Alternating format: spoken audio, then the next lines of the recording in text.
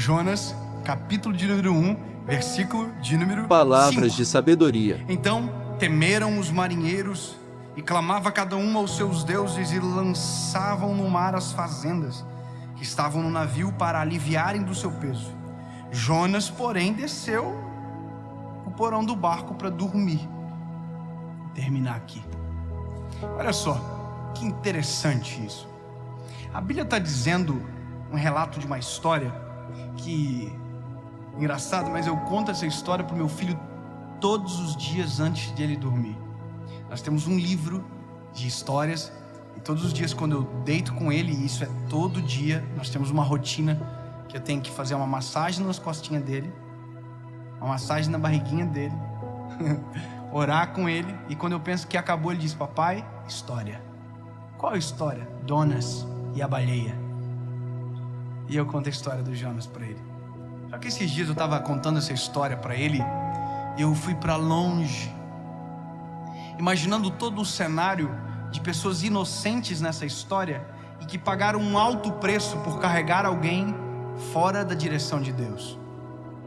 Porque normalmente a história é Jonas e a baleia, ou Jonas e o povo de Nínive, mas ninguém conta a história dos marinheiros que se lascaram porque levaram Jonas dentro do barco, mesmo sabendo que Jonas estava fugindo do Deus dele.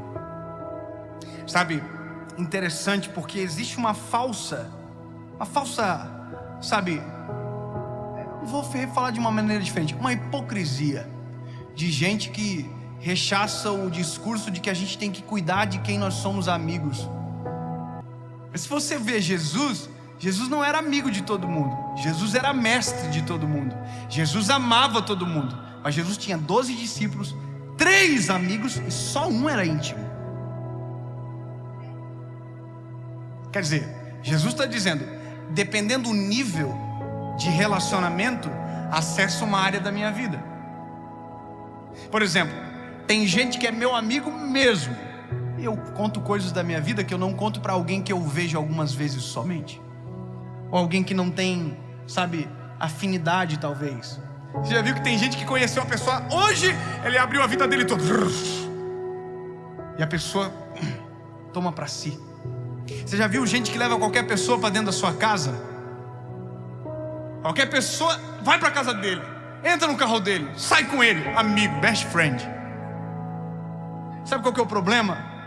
É porque a gente vive frustrando, porque a gente acaba entrando em relacionamentos que são tóxicos, que nos adoecem, que nos afastam do Criador, que nos afastam da nossa família, que esmurecem a nossa vida, justamente porque a gente traz para dentro da nossa embarcação quem está fugindo de Deus.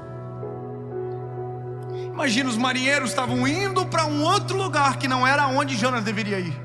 E a Bíblia diz que Jonas contou para eles: olha, eu estou fugindo de Deus, eu não quero ir para Nínive, eu quero ir para onde vocês estão indo. Para onde que é? Tarsis, então eu vou junto.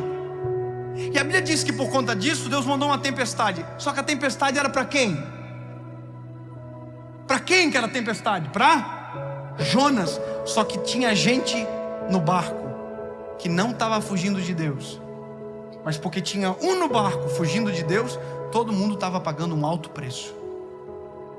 Olha que sério. Sabe o que isso significa, meu lindo?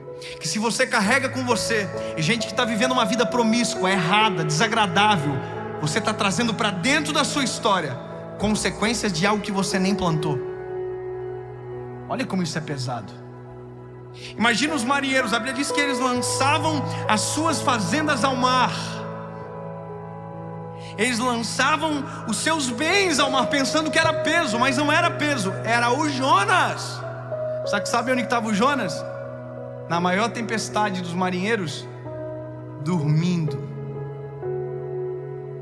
Eu vou te dizer uma coisa, meu lindo. Aqui você identifica quem é amigo de verdade. É porque no meio da tempestade da sua vida tem gente dormindo e tem gente acordado tentando ajudar você. Sabe qual é o problema? É que a gente, ao invés de tirar quem está dormindo da nossa história, a gente deixa aquilo agarrado como se fosse carrapicho. A gente não se livra. E a nossa embarcação está justamente, às vezes, no meio da tempestade, pelo tipo de pessoas que a gente escolheu para dividir a nossa vida e a nossa história. Posso te dar um conselho, meu lindo? Se livre dos carrapichos. Se livre das amizades que adoecem você. Se livre das amizades que te ferem. Se livre das amizades que te afastam de Deus. Se livre das amizades que te afastam da tua família. E começa a olhar quem está acordado junto com você, te livrando de todas as tempestades, colocando a mão no arado junto com você, se importando com você. E às vezes acontece que a gente dá mais valor para quem acabou de chegar e está sendo uma pedra de tropeço, para quem verdadeiramente está nos falando a verdade há tanto tempo, e a gente está fechando os ouvidos para não perder quem acabou de chegar e está sendo a razão da tempestade que a gente está vivendo. Palavras de sabedoria.